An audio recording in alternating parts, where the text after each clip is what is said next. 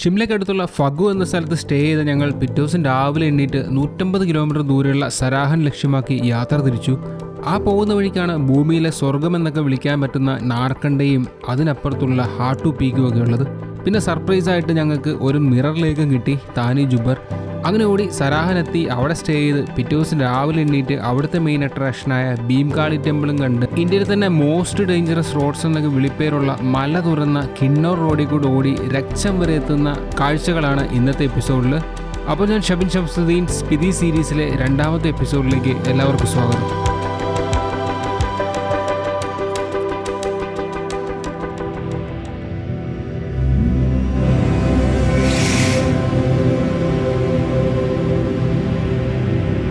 ചായ കുടിക്കാനുള്ള ആഗ്രഹമായിട്ട് വീട്ടിൽ നിന്ന് ഇറങ്ങിയിട്ട് ഇത് 3ാമത്തെ ദിവസം. നമ്മളിപ്പോൾ ഉള്ളത് ഫഗു എന്ന സ്ഥലത്താണ്.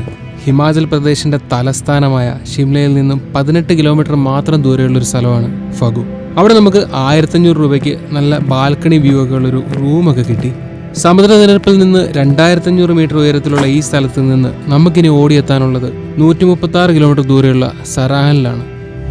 നമ്മൾ ഫഗുവിൽ നിന്ന് ഇങ്ങോട്ട് വരുന്ന വഴിക്ക്, നാർക്കണ്ട പോകുന്ന വഴിക്ക് 5 കിലോമീറ്റർ കഴിഞ്ഞപ്പം ഹിമാചൽ പ്രദേശിലെ നേറ്റീവ് ഫുഡ് കൊടുക്കുന്ന ഒരു ഷോപ്പ് കണ്ടു. ആ ഫുഡിൻ്റെ പേര് സിഡു എന്നാണ്.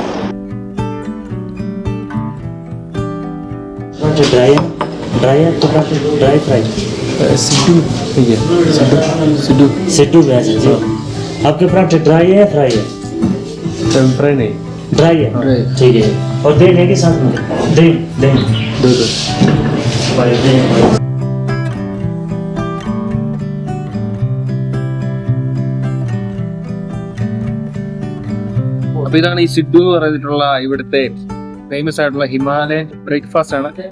2 ടൈപ്പ് ഉണ്ട്, സ്വീറ്റും ഉണ്ട് സോൾട്ടും ഉണ്ട്. അപ്പൊ ഞാൻ മേടിച്ചേക്കുന്നത് സോൾട്ട് ആണ്. അതിൻ്റെ അകത്ത് എനിക്ക് തോന്നുന്നത് കുറച്ച് ഇഞ്ചിയുടെ ഒക്കെ മണം വരുന്നുണ്ട്.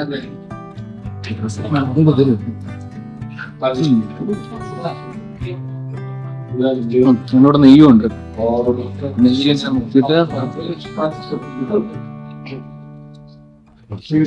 ഒരെണ്ണത്തിന് 60 രൂപയാണ്.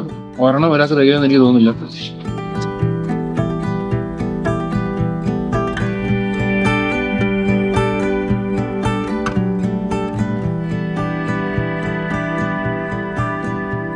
നമ്മൾ വരുന്ന വഴിക്ക് ഈ ഫാഗുന്ന് 10 കിലോമീറ്റർ വരുമ്പം, അല്ലെങ്കിൽ നാർക്കണ്ടയ്ക്ക് 33 കിലോമീറ്റർ ഇപ്പറേ തിയോഗ് എന്ന് പറഞ്ഞിട്ട് വലിയൊരു സിറ്റി ഉണ്ട്. ആ സിറ്റിയിൽ നമുക്ക് അത്യാവശ്യം വേണ്ട സാധനങ്ങളെല്ലാം കിട്ടും. അപ്പോൾ ഇത് കഴിഞ്ഞിട്ട് അങ്ങോട്ട് ചെന്ന് കഴിഞ്ഞാൽ അതിൻ്റെ അവസ്ഥ എങ്ങനെയാണെന്ന് അറിയത്തില്ല. അതുകൊണ്ട് നമ്മളിവിടെ ഇറങ്ങി നമുക്ക് വേണ്ട കുറച്ച് സാധനങ്ങളൊക്കെ മേടിക്കാനുണ്ട്. ചായപാത്രവും പിന്നെ കത്തി, അങ്ങനത്തെ ഐറ്റംസ്, കുറച്ച് ഫ്രൂട്ട്സ്, ഡ്രൈ ഫ്രൂട്ട്സ് ഒക്കെ മേടിക്കാനുണ്ട്. അപ്പോൾ അത് മേടിക്കാൻ വേണ്ടി ഇറങ്ങിയിട്ട് അങ്ങോട്ട് പോവാണ്.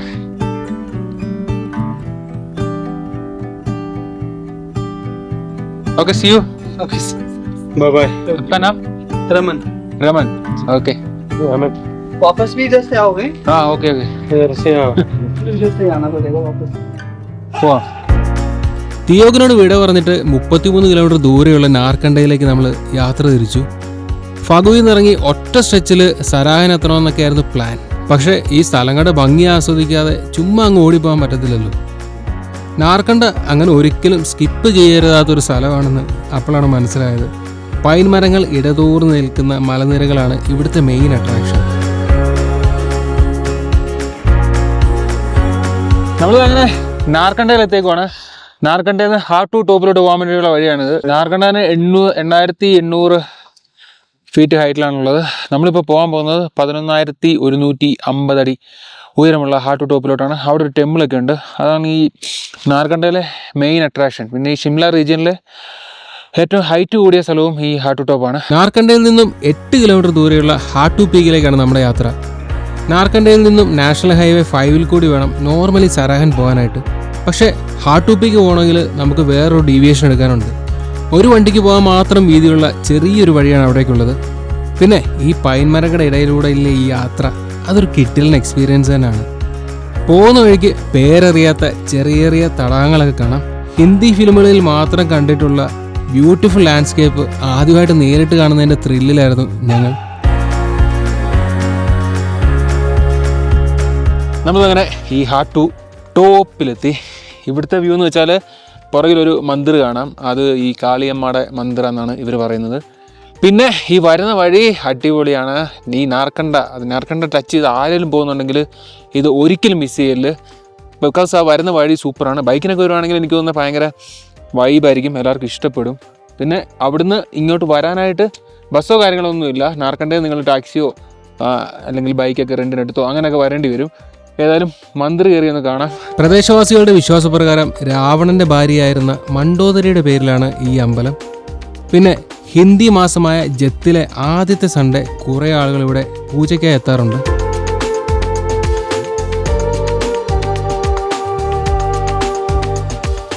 ഇതിന്റെ ടോപ്പിലെത്തിയ 2 കാഴ്ചകളുണ്ട്. ഒന്ന് ബാക്കിൽ കാണുന്ന ഈ ഒരു മന്ദിരം, രണ്ടാമത് വീണ്ടും ബാക്കിൽ കാണുന്ന നീ എന്നാണ് നോക്കുന്നത്? അത് നോക്കിയതോ That continuous top of eyes of India. എവിടെ പറ, ഇവരോട് പറ, അവരും കേക്കട്ടെ. അവര് കാണുന്നില്ലേ? നമ്മുടെ ട്രിപ്പില് ഫസ്റ്റ് ടൈമാണ് ഇത്രയും, അതായത് കുറച്ച് സാഹിത്യം കലർത്തിയൊക്കെ പറഞ്ഞു കഴിഞ്ഞാൽ ഹിമാലയം, മഞ്ഞ് പുതച്ച് കിടക്കുന്ന ഹിമാലയം അത്ര ഡീസൻ്റ് ആയിട്ട് നമ്മൾ കാണുന്നത് ഇവിടെ വെച്ചിട്ടാണ്. അങ്ങോട്ടൊക്കെയാണെന്ന് തോന്നുന്നു നമുക്ക് പോകാനുള്ളത്. ഓക്കെ, അപ്പോൾ ഇത്രയൊക്കെ ഉള്ളൂ ഇവിടുത്തെ കാഴ്ചകൾ. മിനിമം ഒരു 2 മണിക്കൂർ എടുക്കുന്ന ട്രിപ്പാണ് നാർക്കണ്ടയിൽ നിന്നും ഹാട്ടു പീക്ക് ഒക്കെ വന്ന് അവിടുത്തെ കാഴ്ചകളൊക്കെ കണ്ട് തിരിച്ചിറങ്ങുന്നത്. ഒരിക്കലും ഈ പ്ലേസ് മിസ് ചെയ്യരുത്. അത്രയ്ക്കും വൈബാണ് ഈ ഒരു സ്ഥലത്തേക്കുള്ള ഡ്രൈവ്. പിന്നെ വിന്ററിലാണ് നിങ്ങൾ വരുന്നതെങ്കിൽ ഈ പ്ലേസ് ഓൾമോസ്റ്റ് ക്ലോസ്ഡ് ആയിരിക്കും. അങ്ങനെ നമ്മൾ ഹാട്ടു ടോപ്പിൽ നിന്ന് 7 കിലോമീറ്റർ തിരിച്ച് താഴെ ഇറങ്ങി. അവിടുന്ന് ഒരു 8 കിലോമീറ്റർ വരുമ്പോഴത്തേക്കിനും ഒരു അടിപൊളി ലേക്കുണ്ട്. എന്നാണ് പറയുക ലേക്കിൻ്റെ പേര്? താനി ജുബർ എന്ന് പറഞ്ഞ ലേക്കുണ്ട്. ആ ലേക്കിൻ്റെ പ്രത്യേകത എന്ന് വെച്ചാൽ ചുറ്റും പൈൻ ട്രീ ആയതുകൊണ്ട് അതിൻ്റെ റിഫ്ലക്ഷൻ, അതായത് വെള്ളത്തിന് അനക്കമൊന്നുമില്ല. അപ്പോൾ ആ റിഫ്ലക്ഷനൊക്കെ അടിച്ച് അടിപൊളി ലുക്കാണ്. അപ്പോൾ ഞങ്ങൾ ഓടിച്ചിട്ടൊക്കെയാണ് സംഭവം എടുത്തേക്കുന്നത്. കാര്യം ഇവിടെ വിൻ്ററൊക്കെ ആയതുകൊണ്ട് 5:30 ആകുമ്പോഴത്തേന് സൂര്യൻ എൻ്റെ പണിക്ക് പോകും.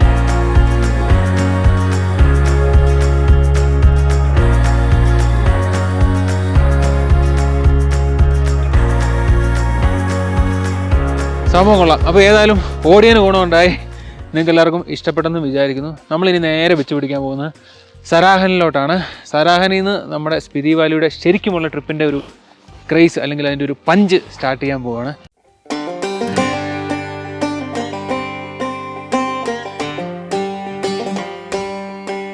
നമ്മളിപ്പോൾ ഉള്ളത് സരാഹൻ എന്ന് പറഞ്ഞ സ്ഥലത്താണ്. നമ്മൾ ഇന്നലെ നാർക്കണ്ടയിൽ നിന്ന് ഹാട്ടു ടോപ്പ് പോയല്ലേ? ഹാട്ടു ടോപ്പ് പോയി ആദ്യം. അത് കഴിഞ്ഞിട്ട് നമ്മൾ അവിടുന്ന് ഈ പറഞ്ഞ ഒരു ലേക്ക് പോയി, താനി ജുബ്ബാർ.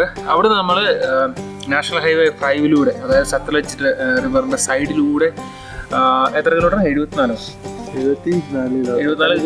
ജിയോരി എന്ന് പറഞ്ഞ സ്ഥലത്തേക്ക് എഴുതുന്നാല് അവിടുന്ന് നാഷണൽ ഹൈവേന്ന് ഡിവൈഡ് ചെയ്തിട്ട് ഒരു 15 കിലോമീറ്റർ മാറിയിട്ടാണ് ഈ സരാഹൻ എന്ന് പറഞ്ഞ സ്ഥലം കിടക്കുന്നത്. അതായത് താനി ജുബ്ബാറിന് ഏകദേശം നമ്മൾ 90 കിലോമീറ്റർ രാത്രിയിലാണ് സഞ്ചരിച്ചത്. രാത്രി സഞ്ചരിച്ചിട്ട് ഈ പറഞ്ഞ സരാഹൻ എന്ന് പറഞ്ഞ സ്ഥലത്തെത്തി. സരാഹൻ നമ്മൾ സ്റ്റേ ചെയ്തതാണ് ഈ ബാക്കിൽ കാണുന്നത്. ഇവരുടെ ഹിമാചൽ ടൂറിസത്തിന്റെ ഗവൺമെന്റിന്റെ പ്രോപ്പർട്ടി തന്നെയാണ്. നമുക്ക് ഏകദേശം 1613 രൂപയ്ക്ക് ഡബിൾ ബെഡ്റൂം റൂം കിട്ടി.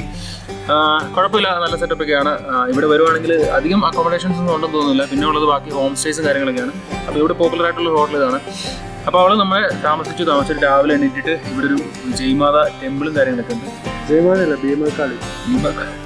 ജയ്മാത നമ്മുടെ ബസ്സല്ലേ? ഭീമക്കാളി ടെമ്പിൾ. അയ്യോ, ഓക്കെ, ഭീമക്കാളി ടെമ്പിളൊക്കെ ഉണ്ട്. ഈ ടെമ്പിളിന് ഒരു സവിശേഷതയുണ്ട്. ഞാൻ പറഞ്ഞു, ആ അപ്പർ ലെവലും ലോവർ ലെവലും 2 ലെവൽസ് ഓഫ് ആയിട്ടാണ് അമ്പലം നിൽക്കുന്നത്. അതിൽ ഈ അപ്പർ ലെവൽ ടെമ്പിളാണ് എല്ലാ ദിവസവും തുറക്കുക. ലോവർ ലെവൽ ടെമ്പിള് ഉത്സവങ്ങൾക്ക് മാത്രം, പ്രധാന ദിവസങ്ങളിൽ, വിശേഷപ്പെട്ട ദിവസങ്ങളിൽ മാത്രം തുറക്കുന്ന ഒരു സെറ്റപ്പാണ്. പിന്നെ എല്ലാ സ്ഥലത്തും ആൾക്കാർ ഇവിടെ വന്ന് തൊഴുന്നതിന്റെ ഒരു വിശ്വാസം എന്താ വെച്ചാല് അവരുടെ എല്ലാ തരത്തിലുള്ള ആഗ്രഹങ്ങളും ഇവിടുത്തെ കാളിയമ്മ, അമ്മാ കാളി ഫുൾഫിൽ ചെയ്യുന്നതാണ് വിശ്വാസം. അപ്പൊ അത്രേ ഉള്ളൂ. സരാൻ എന്ന് വെച്ചാൽ അധികം ഹൈറ്റ് ഉള്ള സ്ഥലമല്ല. 7600 ഫീറ്റ് അല്ലേ? 7600 ഫീറ്റ്. നമ്മള് ഹാട്ടു പീക്ക് തന്നെ, നമ്മൾ ഹിമാലയം ഫസ്റ്റ് കണ്ട ആ പീക്ക് തന്നെ 11,150 ആണെന്ന് തോന്നുന്നു അതിന്റെ ഹൈറ്റ്. അവിടെ നമ്മൾ താഴോട്ട് ഇറങ്ങിയിട്ട് വേറൊരു മല കയറിയിട്ടാണ് ഈ സരാൻ നിൽക്കുന്നത്. ഇനി ഇവിടുന്ന് നമ്മൾ പോകാൻ പോകുന്നത് റക്ചം എന്ന് പറയുന്ന സ്ഥലത്തേക്കാണ്. ആ പോക്കിലാണ് ഇന്ത്യയിലെ one of the most dangerous shots എന്നൊക്കെ പറഞ്ഞ് ഇൻസ്റ്റാഗ്രാമിലും അവിടെ ഇവിടെയൊക്കെ നമ്മൾ കാണുന്നത്. റോക്ക് കല്ല് തുറന്നിട്ട് അതിന്റെ ഇടയ്ക്കൂടുള്ള റോഡൊക്കെ ഇല്ലേ, അതൊക്കെ ആ റോഡിലാണ്.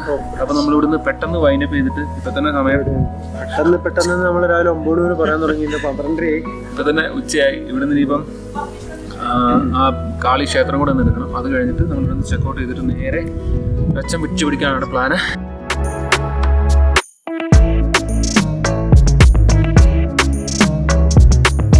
പോകുന്ന വഴിക്ക് ചെറിയ സ്ട്രീറ്റ് സെറ്റപ്പൊക്കെ ഉണ്ട്. നമുക്ക് വേണ്ട സാധനങ്ങളൊക്കെ മേടിക്കുകയൊക്കെ ചെയ്യാം. അവിടെ ഇവിടെ നമുക്ക് ആ തൊപ്പി അങ്ങ് മേടിച്ചാലോ? ഹിമാചലിലെ കിന്നൗർ എന്ന സ്ഥലത്ത് നിന്ന് കിന്നൗറി തൊപ്പി എന്ന പേരിൽ ഉടലെടുത്ത് പിന്നീട് ഹിമാചലിലെ പല സ്ഥലങ്ങളിലും പല പേരുകളിലായി ആളുകൾ ധരിക്കുകയും ചെയ്യുന്ന ദ ഫേമസ് പഹാഡി തൊപ്പി അല്ലെങ്കിൽ ഹിമാചൽ ക്യാപ്പ് നമ്മളും മേടിച്ചു അവിടുന്ന്. ഇനി നമുക്ക് 800 വർഷം പഴക്കമുണ്ടെന്ന് കരുതപ്പെടുന്ന ഭീമാകാളി ടെമ്പിളിലേക്ക് ഒന്ന് കയറിയാലോ? 800 വർഷം പഴക്കമുള്ള ഈ ഒരു ടെമ്പിളിൻ്റെ മിക്ക ഭാഗങ്ങളും 1927 ടിബറ്റൻ ആർക്കിടെക്ചറിനെ ആധാരമാക്കി പുതുക്കി പണിഞ്ഞിട്ടുള്ളവയാണ്. സൗമ്യ. ദുർഗാദേവിയെ വിളിക്കുന്ന മറ്റൊരു പേരാണ് ഭീംകാളി എന്നുള്ളത്. ദുർഗാദേവിയെ കൂടാതെ പാർവതി ദേവിയുടെ ഒരു പ്രതിഷ്ഠ കൂടിയുണ്ട് ഈ അമ്പലത്തിൽ. ഈ ബാക്കിൽ കാണുന്നതാണ് മെയിൻ ടെമ്പിള്. അതിൻ്റെ അകത്തോട്ട് ക്യാമറ, ലെതർ, ഫോണ്, പിന്നെ ലെതറിൻ്റെ ഒരു ഐറ്റംസും കയറ്റി വിടത്തില്ല. പിന്നെ തൊപ്പി മസ്റ്റായിട്ട് നമ്മൾ വെക്കണം. ഓക്കെ, ഏതായാലും ഇവിടെ വരെ വന്നിട്ട് അതിൻ്റെ അകത്ത് കയറി കാണാൻ പോകുന്നത് ശരിയല്ല. ഭയങ്കര വൈബ് കേട്ടോ, സമാധാനത്തിൻ്റെ എന്താണ് അതിനൊരു വാക്ക് പറഞ്ഞതാ, അറ്റമാണ് ഇവിടെ. ചുമ്മാ അല്ല ഇവിടെയൊക്കെ വന്നിട്ട് ആൾക്കാർ തിരിച്ച് നാട്ടിൽ പോകാത്ത.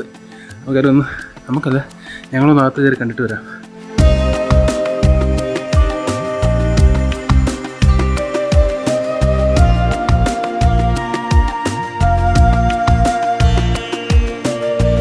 നമ്മളിത് അങ്ങനെ അകത്ത് കയറിയിട്ട് പുറത്തിറങ്ങി 2 മന്ദിറുകൾ നമുക്ക് കാണാൻ പറ്റും ബാക്കിൽ. അതിൽ ഒരെണ്ണം മാത്രമേ ഫങ്ഷണലായിട്ടുള്ളൂ. അതിൽ എൻ്റെ റൈറ്റ് സൈഡാണോ ലെഫ്റ്റ് സൈഡാണോ, അതായത് ഇഷ്ടികയുടെ റെഡ് ഇഷ്ടികയുടെ കളറല്ലേ ഇത്. ഓക്കെ, അവിടെ മാത്രമാണ് പ്രതിഷ്ഠ ഉള്ളത്. അതിൽ 4 നിലയുള്ള തട്ടായിട്ടാണ്. ചെറിയ വഴികൾ കയറി പോകണം. തറ മൊത്തം റെഡ് കാർപ്പറ്റൊക്കെ ഇട്ട് ഭയങ്കര തമ്പൊക്കെയാണ്, നല്ല രസമാണ്. അപ്പം 3ാമത്തെ നിലയിൽ ഒരു പ്രതിഷ്ഠയുണ്ട്, 4ാമത്തെ നിലയിൽ ഒരു പ്രതിഷ്ഠയുണ്ട്. 4ാമത്തെ നിലയിലെ പ്രതിഷ്ഠ ഓൾവേസ് ഓപ്പൺ ആണ്. അപ്പോൾ അവിടെ പൂജയും കാര്യങ്ങളൊക്കെ നടക്കുന്നുണ്ട്. പ്രസാദമൊക്കെ ആയിട്ട് നമുക്ക് കിട്ടും. കണ്ടില്ലേ? ഇനിയിപ്പം അതിൻ്റെ താഴെ ഒരു നിലയിൽ ഒരു വിഗ്രഹം കൂടെ ഉണ്ട്. അതെന്ന് വെച്ചാൽ എപ്പോഴാണ് ആരതിയുടെ ടൈം അല്ലേ? രാവിലെ 6 മണി, പിന്നെ രാവിലെ 9 മണി. ഓക്കെ, അതായത് രാവിലെ 6 മണിക്കും. നീ പറഞ്ഞോ, കേൾക്കുന്നുണ്ട് മൈക്കിൽ.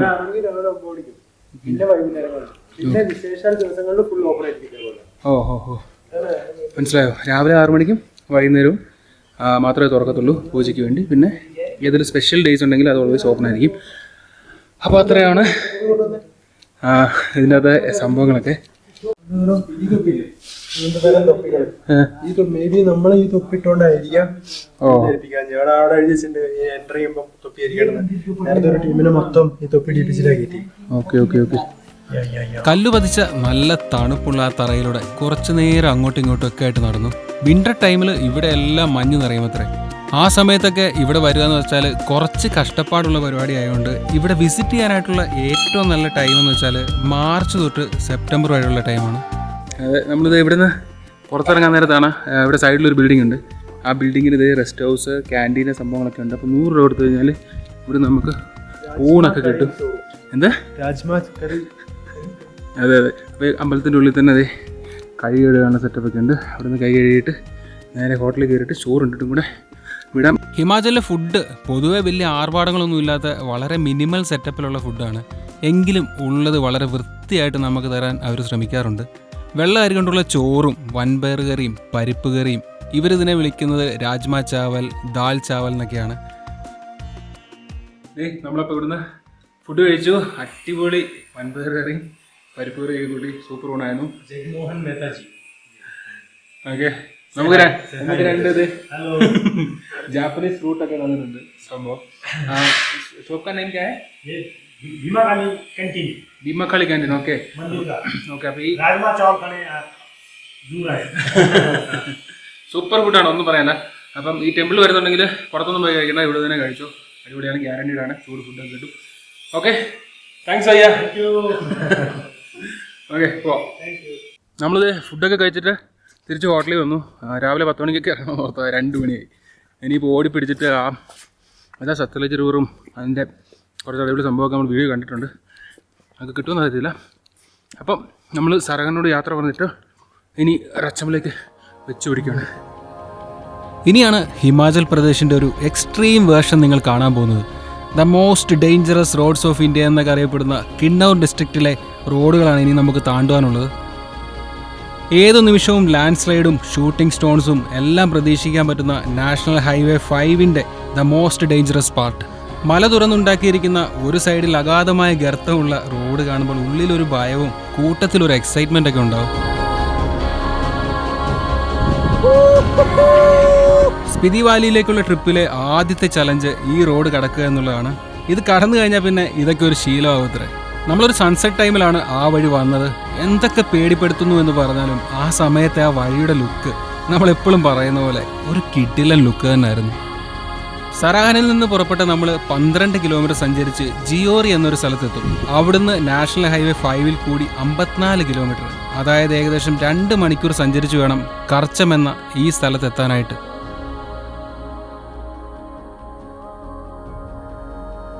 ഇവിടുന്ന് നമ്മൾ നാഷണൽ ഹൈവേ 5-നോട് വിട പറഞ്ഞിട്ട് ഇന്ത്യയിലെ ലാസ്റ്റ് വില്ലേജായ ചിറ്റ്കുൽ പോകാൻ വേണ്ടിയുള്ള റോഡിലോട്ട് കയറും. നമ്മൾ ഇതുവരെ വന്നതിനേക്കാൾ ഡേഞ്ചറസ് ആയ റോഡാണിത്. രാത്രി യാത്രയ്ക്ക് ഒട്ടും അനുയോജ്യമല്ലാത്ത റോഡ്. അത് ഞങ്ങൾ റിയലൈസ് ചെയ്തത് 32 കിലോമീറ്റർ ആ വഴിയിലൂടെ സഞ്ചരിച്ച് രക്ഷം എന്ന സ്ഥലത്തെത്തിയപ്പോഴാണ്.